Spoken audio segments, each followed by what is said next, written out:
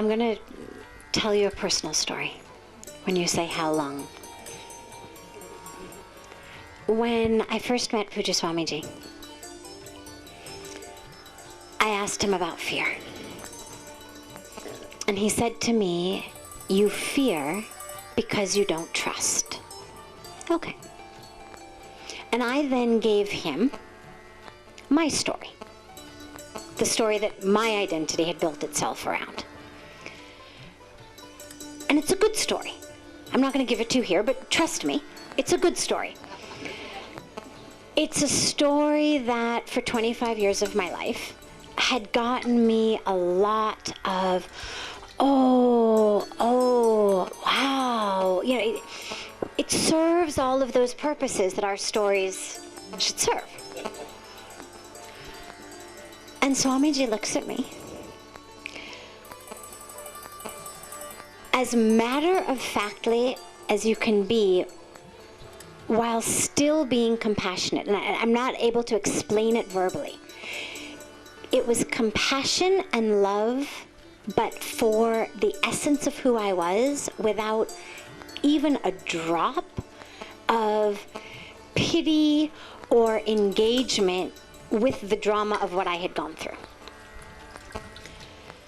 And he looks at me and he says, are you going to take that to the grave?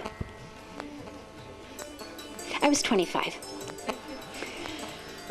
And I said, well, God, of course not. Swamiji, the grave, you know. And he said, well, are you going to let it go a day before you die? No. He said, how about a week before you die? And I said, but Swamiji, no, God, I mean, I hope I'm studying psychology, I'm in therapy, I'm working, there's a process, we go through these things and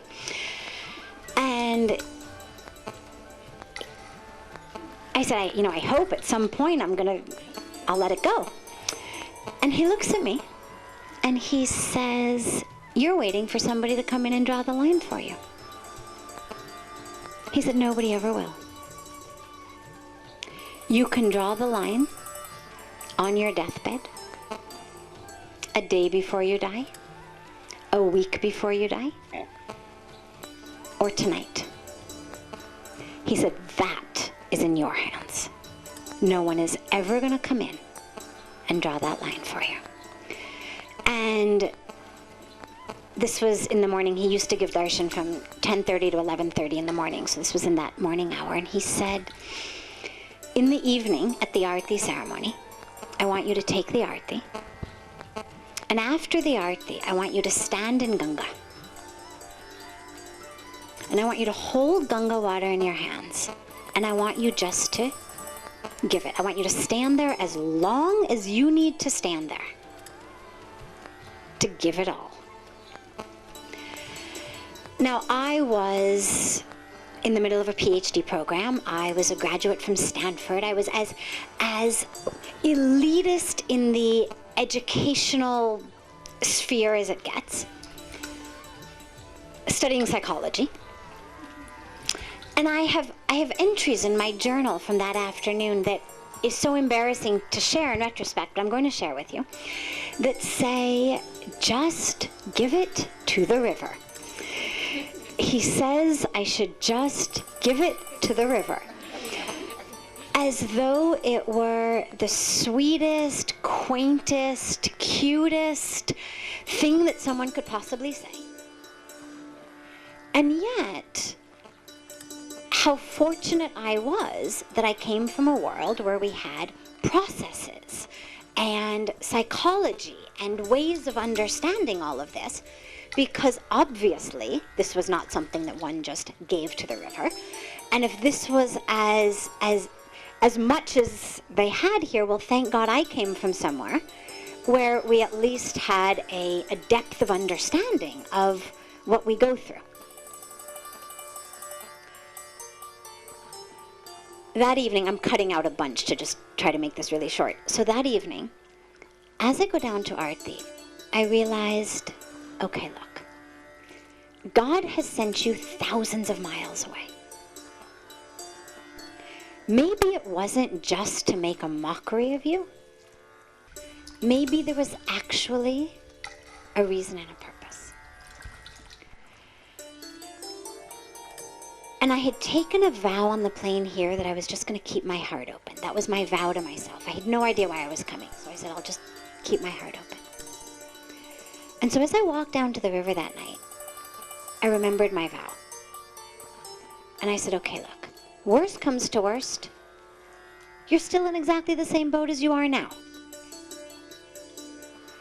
But maybe, just maybe, there's actually something here.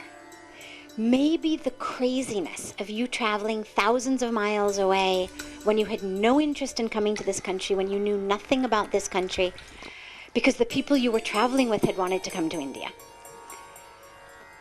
The fact that you landed up through, again, a crazy set of circumstances at the feet of this master who says to you, give it to the river, maybe there's something going on here. And all I committed to was that I would do it with sincerity. That was all I could do. I didn't believe it. Absolutely, there was not a part of me that believed it. But I made a commitment to sincerity. That on the off chance that there was something here, I had to do my sincere best. And what I can tell you is, Ganga takes it. And I give this to you from my personal experience. And I did everything that an over-intellectualized, over-indoctrinated psychologist does afterwards, which is try to bring it back. That didn't really just happen. It's not really gone. And I did everything I possibly could do. And it was gone. And I share this with you as an offering. You've developed in your mind what you think the problems are.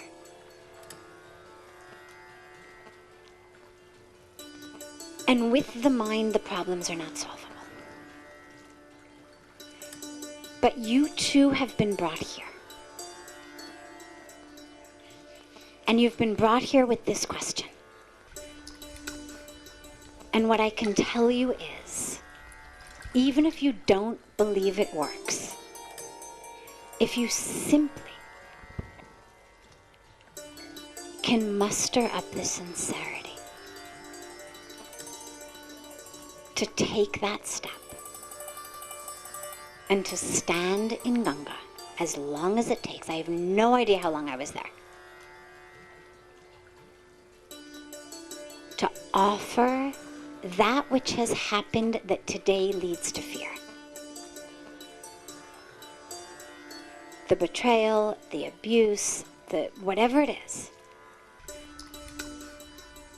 that actually happened to somebody other than you, because the you who's sitting here is not the you to which that happened.